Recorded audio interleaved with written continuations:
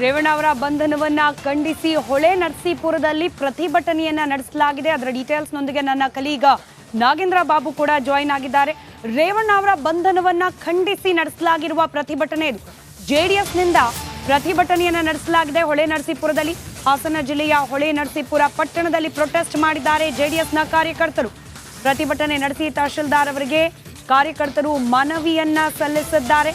ಯಾವುದೇ ಅಹಿತಕರ ಘಟನೆ ನಡೆಯದಂತೆ ಬಿಗಿ ಭದ್ರತೆಯನ್ನು ಒದಗಿಸಬೇಕು, ಶೀಘ್ರ ರೇವಣ್ಣ ಅವರನ್ನ ಬಿಡುಗಡೆ ಮಾಡಬೇಕು ಅಂತ ಹೇಳಿ ಒತ್ತಾಯವನ್ನ ಮಾಡಲಾಗಿದೆ.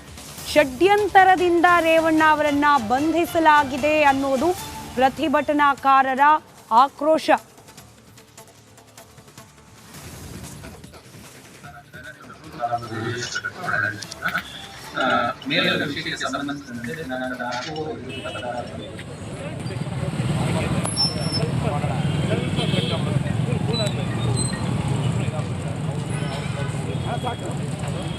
ಯಾರು ಮಾತಾಡೋಕೆ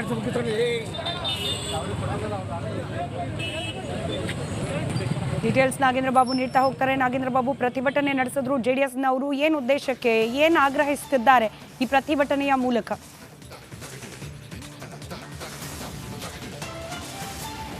ಸ್ಮಿತಾ, ಇವತ್ತು ಬೆಳಗ್ಗೆ ನಿನ್ನೆ HD ರೇವಣ್ಣ ಅವರ ಬಂಧನದ ವಿಚಾರವಾಗಿ ಸುಮಾರು ಒಂದು 50ರಿಂದ 60 ಜನ JDS ಕಾರ್ಯಕರ್ತರು, JDS ಮುಖಂಡರು ಹೊಳೆ ನರಸೀಪುರದಲ್ಲಿ ಮೌನವಾಗಿ ಪ್ರತಿಭಟನೆಯನ್ನು ನಡೆಸೋ ಮೂಲಕ ತಹಶೀಲ್ದಾರ್ ಅವರನ್ನು ಭೇಟಿ ಮಾಡಿ ಒಂದು ಮೆಮೊರಾಂಡಮ್ ಅನ್ನು ಕೊಟ್ಟಿದ್ದಾರೆ. ನೋಡಿ, ನಿನ್ನೆ HD ರೇವಣ್ಣ ಅವರ ಬಂಧನ ಆಗ್ತಾ ಇದ್ದಂತೆ ಇಲ್ಲಿ ಕೆಲ ಕಾಂಗ್ರೆಸ್ ಕಾರ್ಯಕರ್ತರು ಪಟಾಕಿಯನ್ನು ಸಿಡಿಸಿದ್ದಾರೆ. ಇಂಥ ಒಂದು ಘಟನೆಗಳು ಆಗಬಾರದು. ನಡಿ ಈಗ ಶುರು ಮಾಡೋಣ.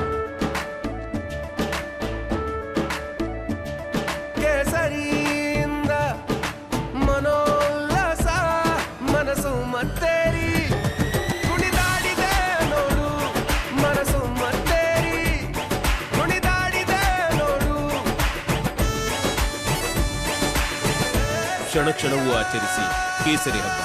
ವಿಮಲ್ ಬಾಯಲ್ಲಿ ಹೇಳಿ ಕೇಸರಿ. ಅವರಿಗೆ ಎಚ್ಚರಿಕೆಯನ್ನು ಕೊಡಬೇಕು ಅಂತೇಳಿ ಆಗ್ರಹಿಸಿ JDSನ ಕಾರ್ಯಕರ್ತರು ತಹಶೀಲ್ದಾರ್ ಅವರಿಗೆ ಮನವಿಯನ್ನು ಮಾಡಿಕೊಂಡಿದ್ದಾರೆ. ಮತ್ತೊಂದು ಕಡೆ ಇವತ್ತು JDS ಕಾರ್ಯಕರ್ತರು ಹೆಚ್ಚಿನ ಸಂಖ್ಯೆಯಲ್ಲಿ ಸೇರಿ ಹೊಳೆ ನರಸೀಪುರದಲ್ಲಿ ಪ್ರತಿಭಟನೆಗಳನ್ನು ಮಾಡ್ತಾರೆ ಅನ್ನುವ ಮಾಹಿತಿ ಸಿಗ್ತಾ ಇದ್ದಂತೆ ತಕ್ಷಣಕ್ಕೆ ಹಾಸನ SP ಹೊಳೆ ನರಸೀಪುರಕ್ಕೆ ದೌಡಾಯಿಸ್ತಾರೆ. ಹೊಳೆ ನರಸೀಪುರಕ್ಕೆ DYSP ಕೂಡ ಆಗಮಿಸ್ತಾರೆ, IGP ಕೂಡ ಆಗಮಿಸ್ತಾರೆ. ಈಗ ನಾನು ಹೊಳೆ ನರಸೀಪುರ ಟೌನ್ ಪೊಲೀಸ್ ಠಾಣೆ ಮುಂಭಾಗದಲ್ಲಿದ್ದೀನಿ.